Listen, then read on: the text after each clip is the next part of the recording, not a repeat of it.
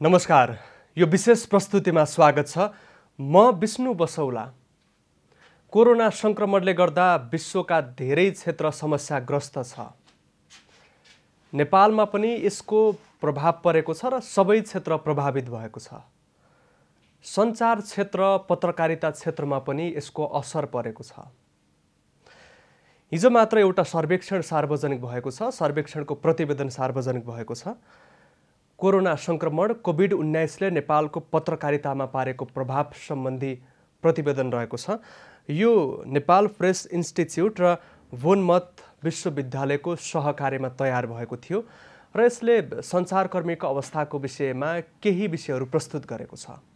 आज हामी यसमा प्रवेश गरेर पत्रकारिता क्षेत्रका अहिले देखिएका वर्तमान समस्या समाधान गर्नका लागि अपनाउनु पर्ने उपाय लगायत विषयमा संवाद गर्छौं।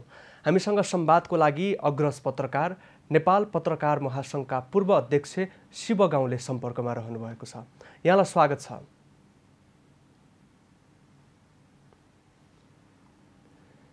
यहाँलाई स्वागत छ। धन्यवाद। अहिले मलाई सुन्दै हुनुहुन्छ? हजुर, सुनिरहेको छु। यहाँले प्रतिवेदन हेर्नुभयो होला, म त्यो विश्वास गर्छु। प्रतिवेदनले सञ्चारकर्मीका, पत्रकारका समस्याहरूलाई प्रस्तुत गर्नको लागि सफल भएको छ। नेपाल प्रेस इन्स्टिच्युट र वनमाउथ युनिभर्सिटीको जुन प्रतिवेदन हिजो सार्वजनिक भएको छ, फेरि कोभिड-19मा मिडियाले भएको समस्याको बारेमा त्यसले केही प्रष्ट सङ्केतहरू गरेको छ। पत्रकारहरू दुःखमा छन्, चिन्तामा छन्, जोखिममा छन्। पत्रकारहरूले जागिर गुमाएका छन्। करिब झन्नै आधी सङ्ख्यामा पत्रकारहरू चाहिँ तलब कटौतीमा काम गरिरहेका छन्। तर त्यति गर्दाखेरि पनि रिपोर्टले एउटा राम्रो पाटो के सार्वजनिक गरेको छ भने त्यति गर्दाखेरि पनि पत्रकारहरूलाई राम्रो पत्रकारिता गर्ने दृढता र इच्छा शक्ति चाहिँ मरेको छैन। अझै पनि राम्रो तालिम वा राम्रो अवसर पायो भने पत्रकारितालाई राम्रो पत्रकारिता गर्ने भन्ने पत्रकारहरूको इच्छा पनि त्यो प्रतिवेदनले सार्वजनिक गरेको छ। त्यसमाले समस्याहरू छन्, तर पनि ती समस्यासँग जुझ्दै राम्रो पत्रकारिताका निम्ति हामी काम गरिरहनुपर्छ भन्ने पत्रकारहरूको इच्छा शक्तिलाई चाहिँ यो प्रतिवेदनले सार्वजनिक गरेको छ। प्रतिवेदनले विषय त उठायो, विषयभित्रको कारण चाहिँ खोतल्न सकेन नि, होइन? होइन, अब हरेक सर्वेक्षणहरूका आफ्ना सीमा हुन्छन्। अब उनीहरूले तिनका एकदमै हुन्छ नि भित्री कारणहरू अथवा त्यो सर्वे भनेको त तपाईँले चाहिँ व्यक्तिको रायलाई अङ्कसम्ममा उतारेर र त्यो अङ्कले के भन्न खोजेको हो भन्ने कुरो चाहिँ तपाईँले विचार मार्फत जुन बाहिर ल्याउनुहुन्छ, त्यो कारणले गर्दाखेरि ती सबै विषयहरू त्यसका एकदम डेप्थ, एकदम गहिराई र भित्रसम्मका कुराहरू सबै हामीलाई हुन्छ नि त्यसका एउटा सरोकारवाला पक्ष भएका कारण हामीलाई जति चिज चाहिएको थियो ती सबै चिज हामीले खोजे जति नहोला। तर पनि के भन्दाखेरि यो सर्वेले एउटा कुरा प्रष्ट गरेको छ, पत्रकारहरूको समस्या, मर्का, दुःख, पीडा कति छ भन्ने चिजलाई धेरै हदसम्म कभर गरेको छ र त्योभन्दा पनि महत्त्वपूर्ण कुरा चाहिँ उनीहरूको कमिटमेन्ट चाहिँ अझै पनि कमजोर भएको छैन। राम्रो जर्नलिजमका लागि, राम्रो पत्रकारिताका लागि यी कुराहरू हुनु हो भने म फेरि यो पत्रकारितालाई राम्रो बनाएर यसमा अगाडि बढ्न सक्छु भन्ने कुराको कमिटमेन्ट उनीहरूले देखाएका छन्। त्यसनाले म त यो सर्वे मेरो लागि त धेरै उपयोगी नै हुन्छ भन्ने ठान्छु म त। अब पत्रकारको इच्छा शक्ति, पत्रकारको उत्साह त देखियो नै, सञ्चार माध्यमहरूको व्यवहार चाहिँ कस्तो पाउनुभयो यहाँले? होइन, यो सर्वेले सञ्चार माध्यमहरूको व्यवहारलाई धेरै खोतल्दैन। तर अब सञ्चार माध्यमहरूको व्यवहार भन्ने कुरा त हुन्छ नि यो सिङ्गो हामीले मिडिया इन्डस्ट्री भन्ने हो भने अब यो इन्डस्ट्री हो कि होइन आफैमा भएको रहेछ कि रहेनछ भन्ने कुरा देखिन्छ। तर पनि यसलाई कोट अनकोट इन्डस्ट्री नै मान्ने हो भने पनि यहाँभित्र चाहिँ के अरे त्यो मिडिया सम्बन्धी सञ्चार संस्था सञ्चालनका निम्ति न्यूनतम एउटा ब्याकअप हुन्छ नि, त्यो संस्था अलिकति पनि असजिलोमा पर्यो भने म कसरी सञ्चालन गर्न गर्छु केही प्राविधिक समस्या देखा परेको छ। हामीसँग नेपाल पत्रकार महासङ्घका पूर्व अध्यक्ष शिव गाउँले संवादको क्रममा सम्पर्कमा रहनु भएको छ। कोरोना संक्रमण कोभिड-19ले गर्दा नेपालको पत्रकारिता क्षेत्रमा परेको प्रभाव सम्बन्धी सर्वेक्षण प्रतिवेदन सार्वजनिक भएको छ। 2077 सालको असार 26 गतेदेखि साउनको 9 गतेसम्म 1134 जना पत्रकारको सहभागितामा सर्वेक्षण प्रतिवेदन तयार पारिएको थियो। टेलिभिजन, रेडियो, छापा माध्यम, त्यसैगरी डिजिटल माध्यम जसलाई अनलाइन पनि भन्ने गरिएको छ, यसमा आबद्ध पत्रकारहरूको सहभागितामा सर्वेक्षण गरिएको थियो, जसले केही तथ्यहरू र केही जानकारीहरू सार्वजनिक तहसम्म ल्याउनका लागि सहयोग पुर्याएको छ। नेपालको पत्रकारिता क्षेत्र कुन अवस्थामा छ, सञ्चारकर्मीको अवस्था कस्तो प्रकारको छ, उनीहरू कस्तो समस्याका बीच गुज्रिरहेका छन्, कार्यक्षेत्रमा उनीहरूले कसरी काम गरिरहेका छन् र सञ्चार माध्यमहरूको भूमिका चाहिँ सञ्चारकर्मीप्रति कस्तो छ, यही विषय पनि यहाँ केही आंशिक रूपमा समेट्ने प्रयास भएको छ। सर्वेक्षणका आफ्ना आफ्नै प्रकारका उद्देश्य र क्षेत्राधिकार र क्षेत्र रहन्छ। यसको केही विषयहरू प्रस्तुत गर्ने क्षेत्र र क्षेत्राधिकार थियो, सोही अनुसारको प्रतिवेदन तयार भएको छ। नेपालका सञ्चार माध्यमहरूमा काम गर्ने केही पत्रकारको तलब कटौती भएको छ, केहीको समयावधि हेरफेर भएको छ, केहीले बिदाको दिनमा पनि काम गरिरहनु परेको छ। तर अधिक काम गरेको तलब भने पत्रकारले थपेर धेरै सञ्चार माध्यममा नपाइरहेको अवस्था छ। थोरै काम गर्नुपर्दा तलब कटौती भएर पनि पत्रकारलाई समस्या भइरहेको छ। हप्तामा 3 दिन, महिनामा 15 दिन जसरी सञ्चारकर्मीलाई सञ्चार माध्यममा हाजिर गरेर काम गर्नका लागि व्यवस्था मिलाइँदा सञ्चारकर्मीको दैनिकी निकै नै कष्टकर बन्दै गएको छ। पत्रकारहरूको दैनिकी निकै नै कष्टकर बन्दै गएको छ। यो विषयमा पनि अब सरकारले सर्वेक्षण गर्नका लागि तयारी गरिएको बुझिएको छ। नेपाल पत्रकार महासङ्घले पनि केही तयारी गरेको, त्यसैगरी नेपाल सरकारको सञ्चार मन्त्रालयले पनि सहुलियतमा कर्जा प्रवाह गर्नेदेखि पत्रकारको सुरक्षाको लागि र पत्रकारको पेशागत अहिले सङ्कटलाई समाधान गर्नको लागि केही हदसम्म सहयोगी भूमिका निर्वाह गर्नका लागि गृह कार्य गरिरहेको, तयारी गरेको भनेर बताइएको छ। हामीसँग फेरि पनि नेपाल पत्रकार महासङ्घका पूर्व अध्यक्ष शिव गाउँले जोडिनु भएको छ। हामी संवादलाई नै निरन्तरता दिउँ। अब प्रतिवेदनभित्र मात्रै भन्दा पनि यहाँ नेपाल पत्रकार महासङ्घको पूर्व अध्यक्ष अग्रज पत्रकार रहनु भएको नाताले गर्दाखेरि पनि अहिलेको अवस्थामा कोरोना संक्रमण सुरु हुने बित्तिकै नेपाली सञ्चार क्षेत्रमा जुन प्रकारको अवस्था देखियो, यसको पछाडिको कारण चाहिँ के हो?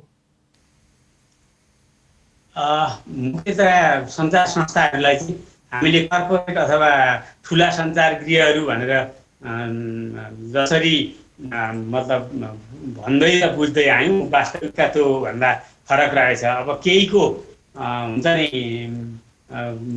त्यो यो अलिकति पनि क्राइसिस सुरु हुने बित्तिकै अलिकति लामो समयसम्म कसरी यसलाई सञ्चालन गर्ने, कसरी लिएर जाने, हामीसँग यसको ब्याकअप प्लानहरू भनेको यो बमोजिम गर्दा भएन भने अर्को खालको प्लान के गर्ने भन्ने कुराको ब्याकअप प्लानहरू केही पनि देखिएन।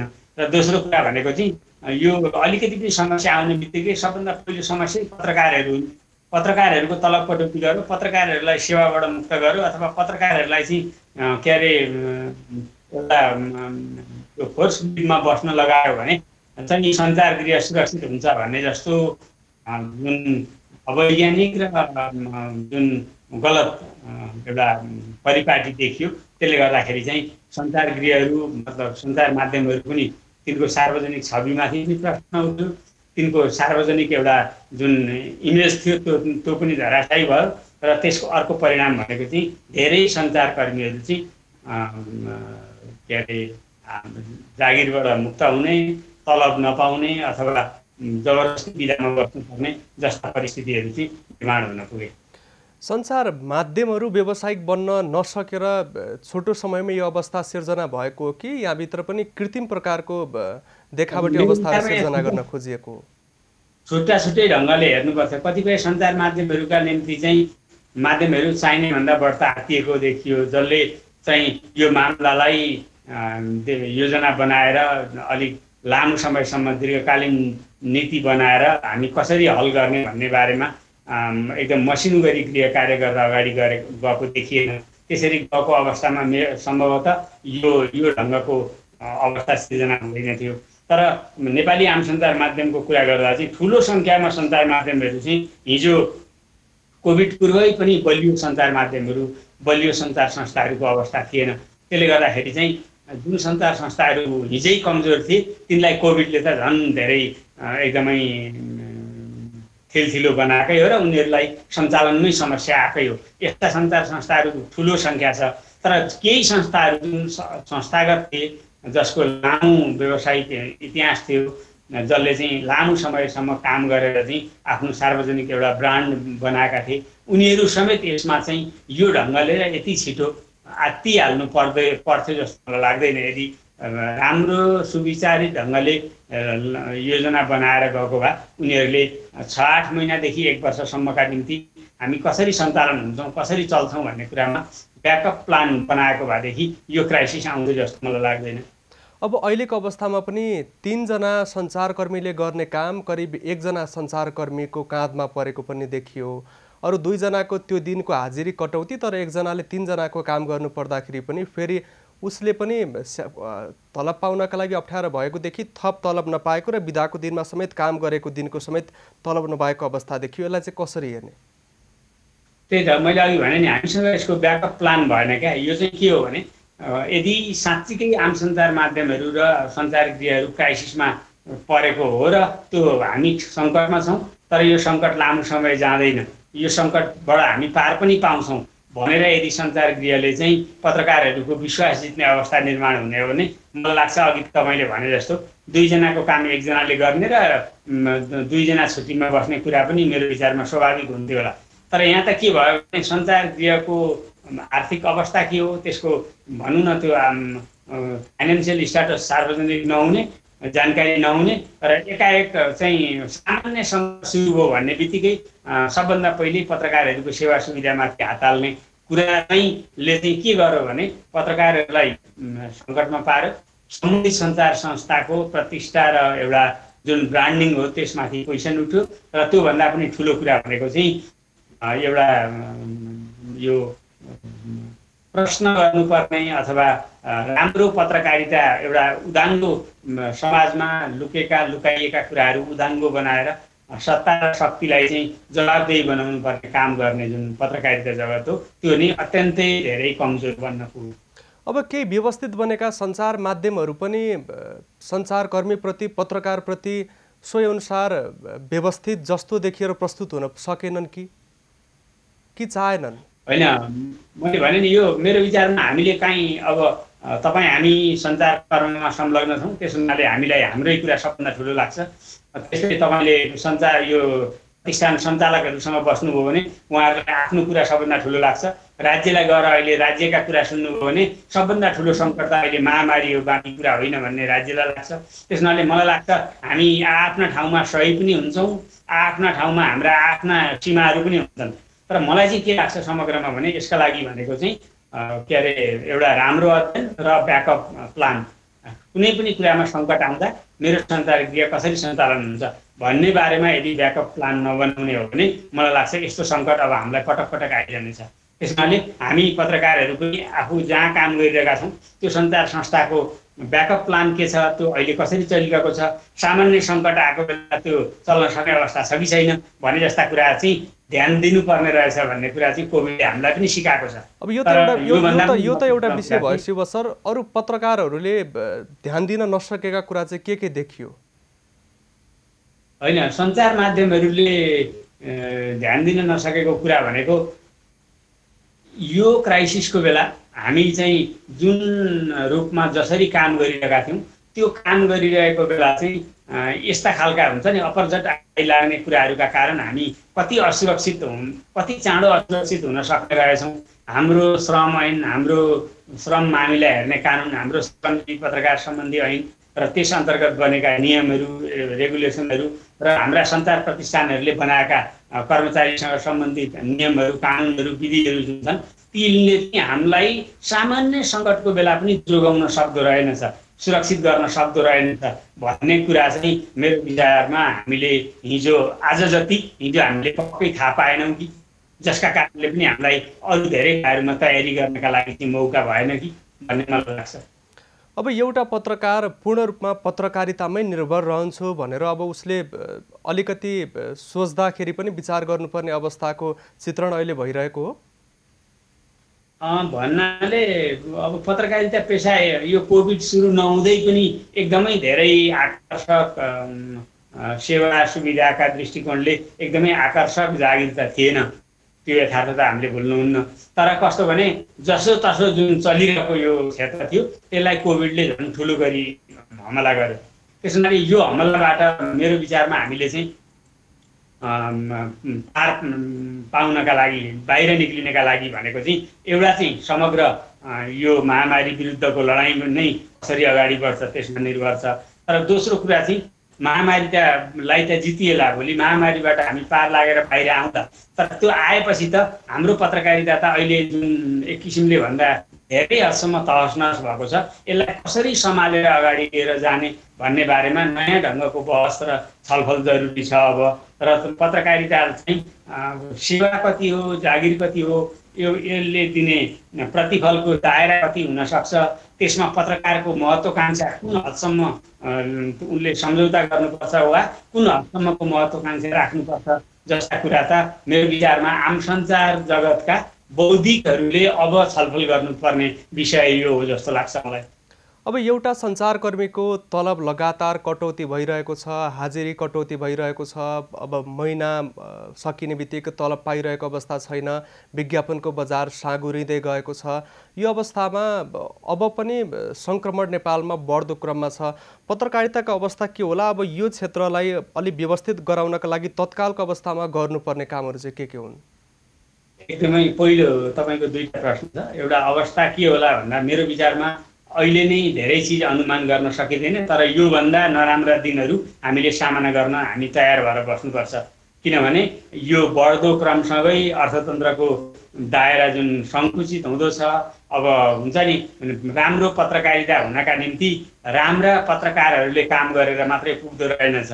त्योसँग चाहिने ब्याकअपहरू, अरू राम्रा सञ्चार संस्थाहरू, राम्रो सञ्चार संस्था बन्नका लागि चाहिँ राम्रो लगानीले एउटा राम्रो वातावरणमा सञ्चार संस्थाको निर्माण, यी धेरै कुराहरू निर्भर हुँदा रहेछन्। तर तत्काल चाहिँ त्यही यी सबै कुरा त भोलि हामी छलफल गरौँला। तर मेरो विचारमा तत्काल भनेको चाहिँ आम सञ्चार माध्यमहरूले, आम सञ्चार गृहहरूले पनि पत्रकारहरूलाई विश्वासमा लिएर यो सङ्कटबाट पार लागेपछि हाम्रा राम्रा दिनहरू फेरि चाँडै आउँछन्, हामी फेरि चाँडै राम्रो काम गरेर अगाडि बढ्न सक्छौँ। हाम्रा त्यस निम्ति चाहिँ हामी संयुक्त रूपमा एउटै डुङ्गामा उभिएर चाहिँ हामी यसका निम्ति लड्नुपर्छ भनेर पत्रकारहरूको पनि विश्वास जितेर अगाडि बढ्न सञ्चारकर्मीहरूले अझै पनि आवश्यक रणनीति निर्माण गर्न ढिलाइ गर्नु। यसो गरियो भनेदेखि हामी चाहिँ यो डुङ्गा यो लडाइँ पार गर्न सक्छौँ। अन्यथा चाहिँ हामी हुन्छ नि सञ्चारकर्मी रहिरहने पत्रकारहरू नरहने सम्भव हुँदैन। त्यसै गरी पत्रकारहरू रहने वा सञ्चारकर्मी नरहने कुरा पनि सम्भव हुँदैन। त्यस हुनाले अहिलेको अवस्थामा चाहिँ क्राइसिस, यो एकदम सङ्कटको प्लान जुन यो सर्वेले पनि यी चिजहरू सङ्केत गर्छ, त्यसमा सङ्कटमा के योजना बनाउनुपर्छ भनेर सम्बन्धित सञ्चार संस्थाहरूले आफूमा काम गरिरहने श्रमजीवी पत्रकारहरू, सञ्चार माध्यममा काम गर्ने सम्पादकहरूसँग बसेर यो क्राइसिस फेस गर्ने रणनीति चाहिँ निर्माण गर्न ढिलाइ गर्नु हुँदैन। अहिलेको अवस्थामा मारमा परेका पत्रकारहरू पनि बढी हो। पत्रकारहरू आफू चाहिँ कसरी तयार हुने त? मेरो विचारमा पहिलो भौतिक रूपमा सुरक्षित हुनुपर्छ। यसमा एकदम भावुक हुने कामै छैन। भौतिक रूपमा असुरक्षित बित्तिकै हामी बाँकी कामहरूमा थप असुरक्षा बिहोर्न बाध्य हुन्छौँ। त्यस हुनाले भौतिक रूपमा सुरक्षित हुने र सकेसम्म प्रविधि र यो मेडिकल साइन्सले दिएका सुविधाहरू, उत्पादनहरू प्रयोग गरेर आफू सुरक्षित भएर जनतालाई सुसूचित गर्नुपर्छ र त्यो सुसूचित गरेर नै मतलब चाहिँ एउटा जवाबदेहिता अभिवृद्धिलाई सघाइरहनुपर्छ। र मलाई लाग्छ यो सङ्कटबाट पार नपाउन्जेल आफूलाई जोगाउने, आफ्नो कामलाई जोगाउने र त्यसपछि पिपुललाई, जनतालाई सुसूचित गर्ने, मलाई लाग्छ हाम्रो रणनीति यही हुनुपर्छ। सञ्चार माध्यमले चाहिँ कस्तो रणनीति अवलम्बन गर्ने? सञ्चार माध्यमहरू त यो सङ्कटमा कसरी सर्भाइभ गर्ने, कसरी बच्ने र आफूसँग काम गरिरहेका पत्रकारहरूको विश्वास कसरी जित्ने, त्यहाँभित्र कसरी पारदर्शी ढङ्गले काम कारबाहीहरू अगाडि बढाउने र विश्वास जितेर संयुक्त रूपमा यो लडाइँ विरुद्ध लड्ने भन्ने कुरामा रणनीति बनाउनुपर्छ जस्तो लाग्छ। सुरक्षा मात्रै भन्दा पनि पत्रकारहरू पालिनु पनि त पर्यो। हजुर, सुरक्षा सावधानी मात्रै, जोखिम न्यूनीकरणको उपाय मात्रै भन्दा पनि पत्रकारहरू पालिनु पनि त पर्यो। होइन, पत्रकारहरू पालिनुपर्ने कुरामा त विवादै छैन। मेरो विचारमा न्यूनतम पालिनुपर्ने कुरामै क्वेसन आउने अवस्था निर्माण हुँदा त सम्बन्धित सञ्चार संस्था वा गृहमा आफूले काम गर्ने कि नगर्ने भन्ने कुराको बारेमा पनि निर्णय गर्नुपर्छ। तर म के चाहिँ मात्रै अनुरोध गर्न खोजिरहेको छु भने पत्रकारहरू कसरी जोगिने, पत्रकारहरूलाई कसरी जोगाउने र कसरी उनीहरूलाई जोगाएर यो सञ्चार कर्मलाई निरन्तरता दिने भन्ने बारेमा सम्बन्धित सञ्चार संस्था र सम्बन्धित सञ्चार संस्थाहरूलाई गभर्न गरिरहेको नीतिगत रूपमा गभर्न गर्ने नेपाल सरकारले यो बारेमा त न्यूनतम एउटा पत्रकारहरूलाई कसरी सर्भाइभ गराउन सकिन्छ, कसरी जोगाउन सकिन्छ भन्ने बारेमा त रणनीति निर्माण गर्नैपर्छ। अब पत्रकारले अहिलेको अवस्थामा जागिर छोडेर पनि अन्त जागिरदेखि अरू वैकल्पिक उपाय छैन सङ्क्रमणको कारणले। अहिले पत्रकार महासङ्घ लगायतका पत्रकारसँग सम्बन्धित सङ्घ संस्थाले देखाएको सक्रियता, उनीहरूको उपस्थिति प्रभावकारी छ त? यति नै हुनुपर्ने थियो कि अझ बढ्नुपर्ने थियो?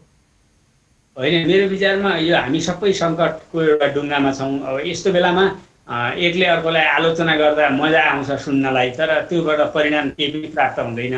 त्यसले गर्दा मलाई के लाग्छ भने अब यहाँहरू जतिको व्यक्ति त बोलिदिनु त पर्यो नि, आलोचनाकै रूपमा त्यसलाई नलिए पनि अब कसरी कुन हदसम्म कति गर्न सकिन्छ। म त्यही बताइरहेको छु कि अहिले यो छलफलमा पत्रकार महासङ्घको अहिलेको नेतृत्व पनि सँगै थियो भने मलाई लाग्छ तपाईँ र मलाई अलि मजाले उहाँहरूसँग छलफल गर्न मजा आउँथ्यो। तर मलाई के लाग्छ भन्दाखेरि नीतिगत रूपमा सम्बन्धित सञ्चार संस्था र त्योभन्दा बाहिर नीतिगत रूपमा राज्यलाई यो पत्रकारिताको सङ्कटबाट बाहिर ल्याउनका निम्ति नीतिगत रूपमा झकझक्याउने, दबाब दिने र आवश्यक पर्दा एउटा तहसम्म प्रेसर बिल्डअप गर्ने काम पत्रकार महासङ्घले निश्चय नै गर्नैपर्छ। भूमिका अझ बढाउनुपर्छ कि अहिलेको भूमिका ठिक छ? होइन, मैले अहिलेको भूमिका भनेको नीतिगत रूपमा सार्वजनिक गर्ने, आफ्नो विचारहरू व्यक्त गर्ने तहमा सीमित छ भने मेरो विचारमा यसलाई यो दबावको तहमा बढाउनुपर्छ पत्रकार महासङ्घले। अर्थ मन्त्रालयसँग, सञ्चार गृहहरूसँग, प्रधानमन्त्रीसँग, प्रतिपक्षी दलका नेतासँग, संसदको सभामुखसँग पत्रकार महासङ्घको घनीभूत छलफल हुनुपर्छ र आम सञ्चार जगत कसरी बचाउने भन्ने पत्रकार महासङ्घको कार्ययोजना हुनुपर्छ। जति हुनुपर्थ्यो त्यति चाहिँ भइरहेको छैन। होइन, अहिले चाहिँ अब चिन्ता जाहेर गरेको छ, माग गरेको छ पत्रकार महासङ्घले, तर मेरो विचारमा दबावकै तहमा ओर्लिनुपर्छ। अब समाजलाई सुसूचित गराउने, नागरिकलाई सूचना प्रदान गर्ने, सरकारलाई खबरदारी गर्ने पत्रकारिता क्षेत्र नै सञ्चारकर्मी घट्दै जाँदा र विविध कारणले गर्दा कमजोर बन्दै जाँदा यसको असर चाहिँ कस्तो पर्न सक्छ, कस्तो हुन सक्छ? यसको परिदृश्य कस्तो कल्पना? यसको सबभन्दा ठुलो असर लोकतन्त्रलाई पर्छ। हामीले चाहिँ सरकारमाथि निरन्तर शक्ति, राज्य अथवा जुन सङ्गठित शक्तिहरू छन् राज्यका, होइन, ती संवैधानिक निकाय हुन सक्छन्, त्यो सरकार हुनसक्छ, त्यो ती राजनीतिक दलहरू हुन सक्छन्, त्यो सत्तारूढ दल, प्रतिपक्षी दल हुनसक्छ र त्यो अहिलेका 3 तहका सङ्घ, प्रदेश र स्थानीय तहका सरकारहरू हुन सक्छन्। यिनीहरूलाई जवाबदेही बनाउने, यिनीहरूलाई बलियो प्रश्न गर्ने, तथ्यमा आधारित भएर यिनीहरूमाथि क्वेसन गर्ने जुन जिम्मेवारी हो मिडिया जगतको, त्यो मिडिया जगत नै कमजोर भयो भने त त्यसको असर हामीले एउटा समुन्नत लोकतन्त्र, जवाबदेही र पारदर्शी शासन पद्धति सहितको लोकतन्त्र निर्माण गर्ने जुन संविधानको लक्ष्य छ त्यसमा नै असर पर्छ। त्यस हुनाले सञ्चार माध्यमहरू कमजोर हुनु भनेको चाहिँ जनताले कुनै पनि सूचना थाहा पाएर विचार बनाउने उनीहरूको अवसर र मौका वा एउटा जुन त्यो उनीहरूको एउटा माध्यम हो, हात हो, त्यो उनीहरूको आँखा हुन् सञ्चार माध्यमहरू, त्यो क्षेत्र नै कमजोर हुनु हो, नागरिकहरू कमजोर हुनु हो। त्यसले गर्दाखेरि कुनै हालतमा पनि आम सञ्चार जगतलाई, मिडिया क्षेत्रलाई कमजोर हुन दिनु हुँदैन। यसको आलोचनात्मक चेत, यसको एउटा प्रतिपक्षीय भूमिका, यसको एउटा प्रश्न गरिरहने रोल जुन छ त्यसलाई त हामी सबैले, राज्यले, प्राइभेट सेक्टरले, सञ्चार प्रतिष्ठानहरूले, श्रमजीवी पत्रकारहरूले सबैले भएर चाहिँ जोगाउनु जरुरी छ। अब करिब अन्तिममा यो क्षेत्रलाई जोगाउनको लागि सरकारले के गर्न सक्छ, के गर्नुपर्छ?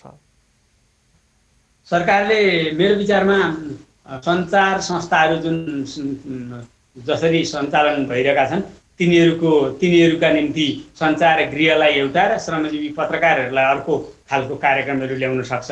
तत्कालका लागि भनेको चाहिँ के अरे पत्रकारहरूका निम्ति जुन सुरक्षित बनाउने, उनीहरूलाई चाहिँ काम गर्नका निम्ति उनीहरूलाई सजिलो वातावरण निर्माण गरिदिने जस्ता कुराहरूले पत्रकारहरूलाई चाहिँ काममा सहज अवस्था निर्माण हुन सक्छ भने सञ्चार गृहहरूलाई चाहिँ कतिपय उनीहरूले मागिरहेका करका दायराहरूमा के अरे अरू यावत हुन्छ नि लगानीका कुराहरूमा चाहिँ एउटा इन्डस्ट्रीका अरू उद्योग व्यवसायहरूभित्र जे जस्ता छुट र सुविधाका कुराहरू छन् तिनीहरू मार्फत पनि यो क्षेत्रलाई राज्यले सघाउन सक्छ, जसको कारणले गर्दाखेरि सञ्चार क्षेत्र, श्रमजीवी पत्रकार र पत्रकारिता कर्म सबै जोगिएर चाहिँ अगाडि बढ्न सक्छन्। सरकारले यो 4-6 महिनाको अवधिमा आफूले देखाउनु पर्ने भूमिका सञ्चार माध्यमप्रति कति देखाएको छ? होइन, छैन। त्यसमा हामी नहिचकिचाइ भन्नुपर्छ। छैन। एक किसिमले भन्दा सरकारलाई त सञ्चार माध्यमहरू कमजोर हुनु, आफ्ना निम्ति गरिने आलोचना कमजोर हुनु हो भन्ने बुझाइ पनि हुनसक्छ सरकारको। सरकार त्यति विघ्न प्रभावकारी ढङ्गले यस निम्ति चाहिँ अगाडि बढिरहेको र काम गरिरहेको चाहिँ उसका कुनै कार्यक्रमहरूले देखाउँदैन। अब यस्तै खालको सङ्कट नआए पनि पत्रकारिता क्षेत्रमा यसअघि पनि समस्याहरू आएका थिए।